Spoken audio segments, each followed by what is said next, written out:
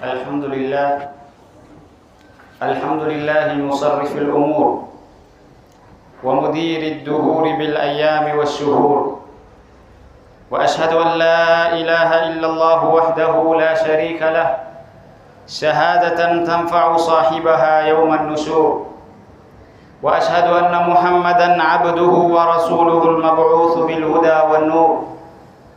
اللهم صل وسلم وبارك على آله وأصحابه والتابعين لهم بإحسان ما تعاقبت الآصال والبكور. أما بعد، فأوصيكم ونفسي بتقوى الله، فمن اتقى الله وقاه، وتوكلوا فإن الله يكفي المتوكلين.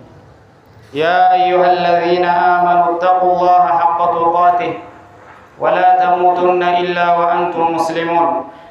يا أيها الناس اتقوا ربكم الذي خلقكم من نفس واحدة وخلق منها زوجها وبث منهما رجالا كثيرا ونساء، واتقوا الله الذي تساءلون به والأرحام إن الله كان عليكم رقيبا. فإن أصدق الحديث كتاب الله، وخير الهدي هدي محمد صلى الله عليه وسلم، وشر الأمور محدثاتها، وكل محدثة في الدين بدعة، وكل بدعة ضلالة، وكل ضلالة في النار. عباد الله، لقد أظلكم شهر عظيم ترفع فيه الأعمال لرب العزة والجلال، إنه شهر شعبان. فعن أسامة بن زيد رضي الله عنه قال: قلت يا رسول الله، لم أرك تصوم من شهر من الشهور ما تصوم من شعبان. فقال صلى الله عليه وسلم: ذلك شهر يغفل عنه الناس بين رجب ورمضان، وهو شهر ترفع فيه الأعمال لرب العالمين، فأحب أن يرفع عملي وأنا صائم. قال ابن رجب رحمه الله: فيه دليل على استحباب عمارة أوقات غفلة الناس بالطاعة، وأن ذلك محبوب لله عز وجل. Ndugu zangu Waislamu, baada ya kumhimidi Allah subhanahu wa ta'ala na kumtakia rehema na amani zimeendee Mtume sallallahu alayhi wasallam, kwanza kabisa na wahusia pamoja na kuhusia nafsi yangu juu ya kumcha Allah subhanahu wa ta'ala, kwa sababu kumcha Allah subhanahu wa ta'ala ni sababu ya kufaulu hapa duniani na akhira. Allah subhanahu wa ta'ala anasema, inna lilmuttaqina mafaza, hakika wacha Mungu ndo watu ambao wamefaulu. Ndugu zangu Waislamu, khutba yetu ya leo itakuwa ni kuhusiana na mwezi ambao tunaenda kuingia baada ya siku 2 ama siku 3, nayo ni mwezi wa Shaaban. Mtume sallallahu alayhi wasallam amesifu hii mwezi wa Shaaban ya kwamba ni mwezi ambao watu wengi wanaghafilika nayo. Ni mwezi mtukufu, mwezi mkubwa, lakini watu wengi wanaghafilika nayo, na sababu Mtume sallallahu alayhi wasallam alitaja katika hadithi kwa sababu gani watu wameghafilika na mwezi kama huu.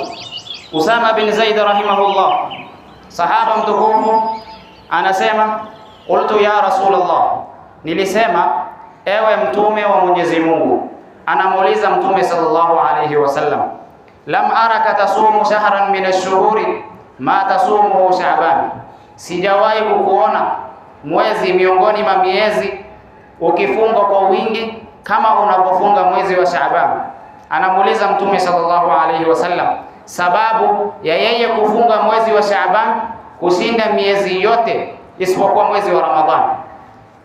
Mtume sallallahu alayhi wasallam akasema, dhalika shahrun yaghfalu anhu an-nasu baina Rajab wa Sha'ban, huu mwezi wa Sha'ban ambao tunaenda kuingia baada ya siku 2 ama siku 3, Mtume sallallahu alayhi wasallam amesema ni mwezi ambao yaghfalu anhu an-nas, watu wameghafilika nayo. Kwa sababu gani?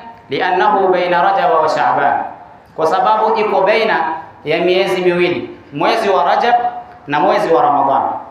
Kama tunavyojua, Waislamu ulimwengu mzima wanaheshimu mwezi wa Ramadhani na wanatukuza, wanangoja kwa hamu. Na pia vile vile Kabla ya hapo kuna mwezi wa Rajab ambao tuko ndani, ni miongoni mwa miezi minne mitukufu ambayo Mtume Allah Subhanahu wa Ta'ala ametaja katika Qur'an, akasema minha arba'atun hurum fala tadhlimu fihinna anfusakum. Akataja miezi, idadi ya miezi ni 12, akasema miongoni mwa hizi miezi 12 kuna miezi minne mitukufu, fala tadhlimu fihinna anfusakum, msidhulumu nafsi zenu ndani ya hizi mwezi. Miongoni mwa hizi miezi minne ambayo ni mitukufu ni huu mwezi ambao tuko ndani. Kwa hivyo watu wanatukuza huu mwezi wa Rajab kwa sababu ni miongoni mwa miezi minne mitukufu. Wanasahau baada ya hapa mwezi wa Shaaban, wanafikiria tu mwezi wa Ramadhani. Ndio maana Mtume sallallahu alaihi wasallam akasema mwezi wa Shaaban nakithirisha kufunga, nafunga kwa wingi kwa sababu ni mwezi ambao watu wameghafilika nayo. Baina Rajab wa Shaaban, ambayo imepatikana baina ya Rajab mwezi mtukufu wa Ramadhan, na pia vile vile baada yake kuna mwezi mtukufu ambaye ni wa Ramadhan. Wa huwa shahrun, pia vile vile sio hiyo tu peke yake. Mtume sallallahu alaihi wasallam akaendelea kusema mwezi wa Shaaban shahrun turfa'u fihi al-a'malu li rabbil izzati wal jalal, ni mwezi ambao matendo ya wanadamu ya mwaka mzima inapelekwa kwa Allah Subhanahu wa Ta'ala katika mwezi wa Shaaban. Matendo ambayo mtu amefanya katika mwaka wake mzima inapelekwa kwa Allah Subhanahu wa Ta'ala katika mwezi wa Shaaban.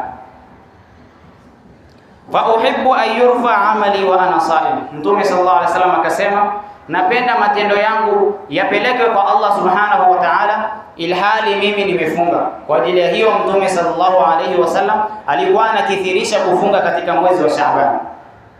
Ndio maana pia vile vile tukiangalia sababu ya Mtume sallallahu alaihi wasallam kufunga siku ya Jumatatu na Alhamisi, akasema ni siku ambayo matendo yanapelekwa kwa Allah Subhanahu wa Ta'ala.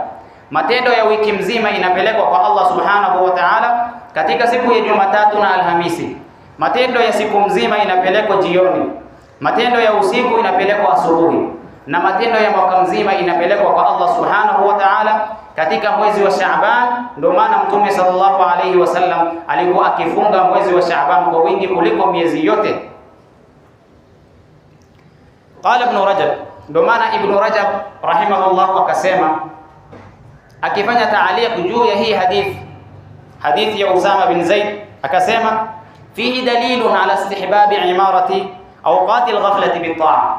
Katika hii hadithi tunafaidika ya kwamba inapendeza sana watu kukithirisha kufanya ibada wakati ambao watu wameghafilika. Kwa mfano, umekaa katika sehemu na watu wengi na unaona hawa watu wote wanafanya shughuli zao na wameghafilika na Allah Subhanahu wa Ta'ala, wewe ukaamua kumkumbuka Allah Subhanahu wa Ta'ala, ukaanza kuleta istighfar, ukaanza kuleta tasbih, tahlil.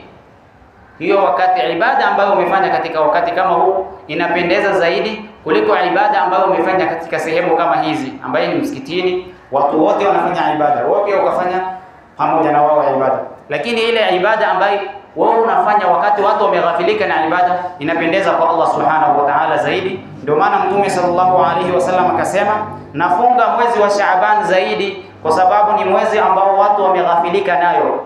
Watu wanangoja Ramadhan, wameghafilika na huu mwezi wa Shaaban ambao wanakuwa ndani. Mwezi wa Rajab wanatukuza ni kwa sababu ni miongoni mwa miezi minne mitukufu. Wakiingia katika mwezi wa Shaaban wanasahau, wanangoja mwezi wa Ramadhan. Ndio maana Mtume sallallahu alaihi wasallam alikuwa akikithirisha kufunga katika mwezi wa Shaaban kushinda miezi yote. Sio hiyo tu peke yake, wa Shaaban kalmuqaddimati Ramadhan. Huu mwezi wa Shaaban ambao tunaenda kuingia baada ya siku 2 ama 3 ni kama utangulizi wa Ramadhan. Mbele yake kuna Ramadhan, mwezi wa kufunga, mwezi wa kufanya ibada kwa wingi, mwezi wa kufunga, wa kusoma Qur'an kwa wingi. Kwa hivyo unafaa kupractice na kufanya mazoezi katika mwezi wa Shaaban kabla hujaingia katika mwezi wa Ramadhan. Utakapofanya mazoezi ndani ya mwezi wa Shaaban, ukiingia katika mwezi wa Ramadhan ibada itakuwa rahisi kwako. Ukiingia katika mwezi wa Ramadhan kufunga itakuwa ni rahisi kwako. Ukiingia katika mwezi wa Ramadhan, kusoma Qur'ani itakuwa ni rahisi kwako. Ndio maana unafaa kuwa ni mwenye kuzidisha ibada katika huu mwezi wa Shaaban ambao tunaenda kuingia baada ya siku 2 ama 3, ili usiwe na uchovu baada ya siku 10 kupita katika Ramadhan. Ndio maana utaona watu siku 10 za kwanza Ramadhan wanafanya ibada kwa wingi. Ikipita 10 la kwanza watu wamechoka kwa sababu hawakuwa wamezoea. Lakini ukifanya ibada katika mwezi wa Shaaban, ukakithirisha kufunga, ukakithirisha kusoma Qur'an, ukiingia katika mwezi wa Ramadhan hautakuwa ni mwenye kuchoka, hautakuwa ni mwenye kuwa na uvivu katika kufanya ibada. Kwa hivyo mwezi wa Shaaban ni kama zoezi la Ramadhan. Unafaa kupractice na kufanya ibada kwa wingi katika mwezi wa Shaaban. Na pia vile vile Aisha radhiyallahu anha anasema, ma raaitu Rasulullah sallallahu alayhi wasallam istakmala siyama shahrin qattu illa Ramadan. Aisha radhiyallahu anha anasema, sijawahi muona Mtume sallallahu alayhi wasallam amekamilisha kufunga mwezi kutoka mwanzo mpaka mwisho isipokuwa mwezi mmoja ambaye ni Ramadhan. Anasema, wama raaituhu fi shahrin akthar minhu siyaman min Sha'ban. Na baada ya Ramadhan sijawahi muona Mtume sallallahu alayhi wasallam akifunga mwezi kwa wingi kama mwezi wa Sha'ban. Anasema Aisha, hajawahi muona Mtume sallallahu alayhi wasallam akifunga mwezi mzima isipokuwa mwezi wa Ramadhan, na hajawahi muona Mtume sallallahu alayhi wasallam baada ya Ramadhan kufunga mwezi kwa wingi kama mwezi wa Shaaban ambayo tunaenda kuingia. Qala ba'd ulama, baadhi ya wanazuoni wakasema, siyamu Shaaban afdalu min siyami al-ashhur al-hurum. Kufunga mwezi wa Shaaban ni bora kuliko kufunga miezi mitukufu kama miezi 4 mitukufu. Kwa sababu gani? Liqurbihi min Ramadhan, kwa sababu imekaribiana sana na mwezi mtukufu wa Ramadhan. Mwezi wa Shaaban ukitoka ndani yake unaingia katika mwezi wa Ramadhan. Kwa sababu gani wanasema inapendeza wao kufunga na kufanya ibada katika mwezi wa Shaaban? Li'annahu bi manzilati as-sunan ar-rawatib. Kufunga katika mwezi wa Shaaban ni kama vile sunna za qabliya. Kama tunavyojua hii sala za faradhi, kabla hujasali kuna sunna za qabliya.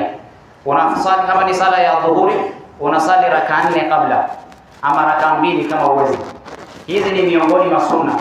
Na faida yake wanazuoni wamesema ya kwamba mtu atakaposali sunna kabla hajasali sala ya faradhi, inamsaidia yeye kuwa na khushu katika sala yake, inamsaidia yeye kutulia akili yake anapokuwa katika sala za faradhi.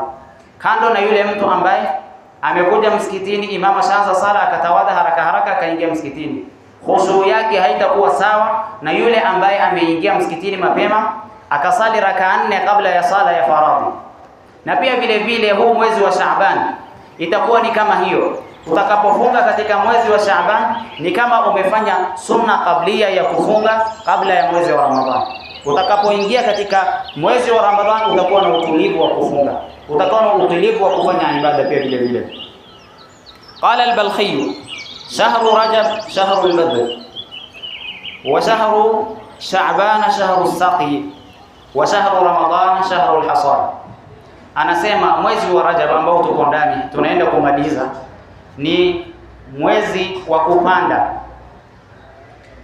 mwezi wa kupanda mimea yako ama mti wako.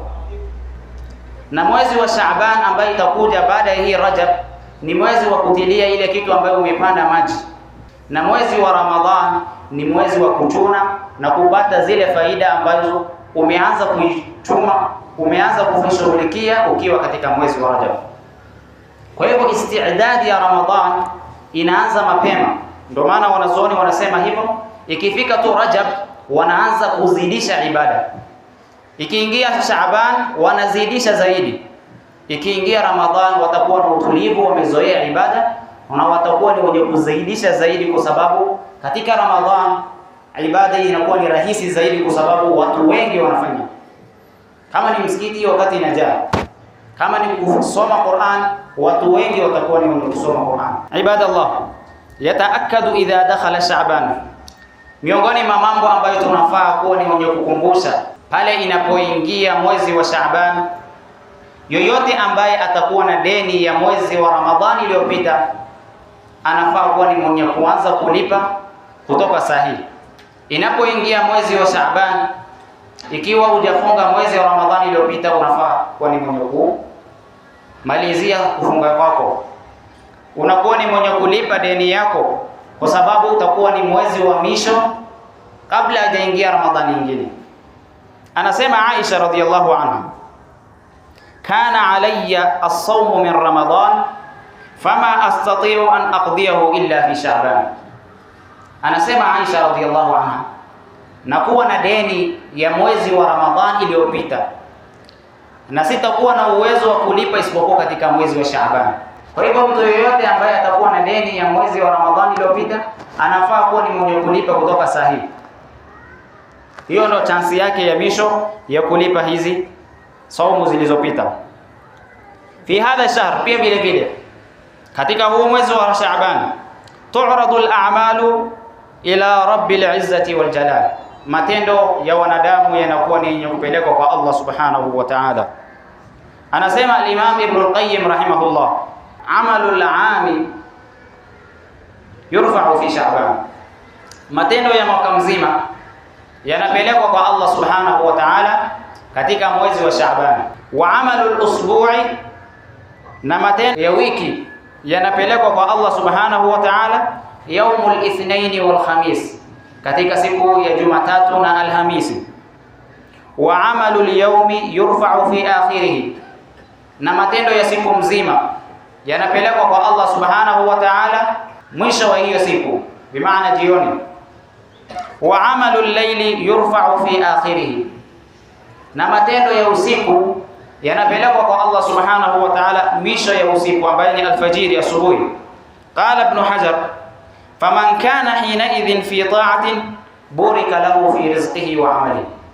Kwa hivyo yoyote ambaye atakuwa katika ibada, atakuwa anamtii Allah subhanahu wa ta'ala, hiyo wakati matendo yanapelekwa kwa Allah subhanahu wa ta'ala, anabarikiwa katika ibada yake, anabarikiwa katika riziki yake. Kwa hivyo ukitaka kubarikiwa, kuongezewa ibada yako, uwe ni mwenye kusikia ladha zaidi katika ibada yako, hizi nyakati ambazo matendo yanapelekwa kwa Allah subhanahu wa ta'ala, uwe ni mwenye kuzidisha zaidi. Ndio maana Mtume sallallahu alaihi wasallam alikuwa akifunga Jumatatu na Alhamisi, matendo yanapelekwa kwa Allah subhanahu wa ta'ala. Alikuwa anafunga Shaaban kwa zaidi, matendo yanapelekwa kwa Allah subhanahu wa ta'ala.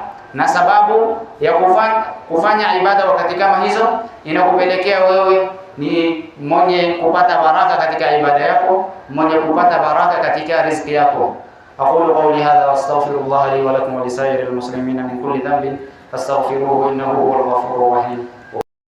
Tukiendelea na hotuba yetu, tukiwa tunakumbushana kuhusu ubora wa huu mwezi ambao tunaweza kuingia, ikiwa Allah subhanahu wa ta'ala atatujalia sisi miongoni mwa wale ambao wataingia katika hizi miezi ambayo uko mbele yetu, ni mwezi wa Shaaban, na kukithirisha ibada katika huu mwezi. Na tukataja ya kwamba Mtume sallallahu alaihi wasallam alikuwa akifanya ibada zaidi katika mwezi wa Shaaban, hasa akifunga zaidi katika mwezi wa Shaaban. Miongoni mwa mambo ambayo nafaa kufanya katika mwezi wa Shaaban ni afdalul a'mal, na pia vile vile ni miongoni mwa matendo mazuri bora zaidi, salamatu sudur, mtu kuwa na moyo mkunjufu, moyo wa kusamehe, asafishe moyo wake kabla hajaingiwa na mwezi wa Ramadhani. Baada ya kusafisha moyo wake, yale ambayo yako baina yake na mandugu zake, na pia vile vile arudi kwa Allah subhanahu wa ta'ala, asafike baina yake na Allah subhanahu wa ta'ala kwa kufanya tauba. Umemkosea mwanadamu, unamwomba msamaha. Umemkosea Allah subhanahu wa ta'ala, unafanya tauba. Kwa hivyo huu mwezi wa Shaaban vile vile ni mwezi wa kusafisha moyo na mwezi wa kufanya tauba zaidi. Kwa sababu hiyo, kutofanya wewe tauba inaweza kuzuia wewe kufanya ibada vizuri katika mwezi wa Ramadhani.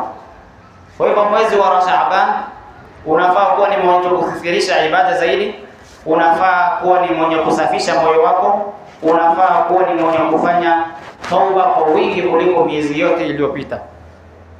Na kama tulivyotaja, narudia tena, yoyote ambaye akona deni ya mwezi wa Ramadhani iliyopita, ni nafasi yake yeye kulipa deni ambayo anadaiwa katika Ramadhani iliyopita.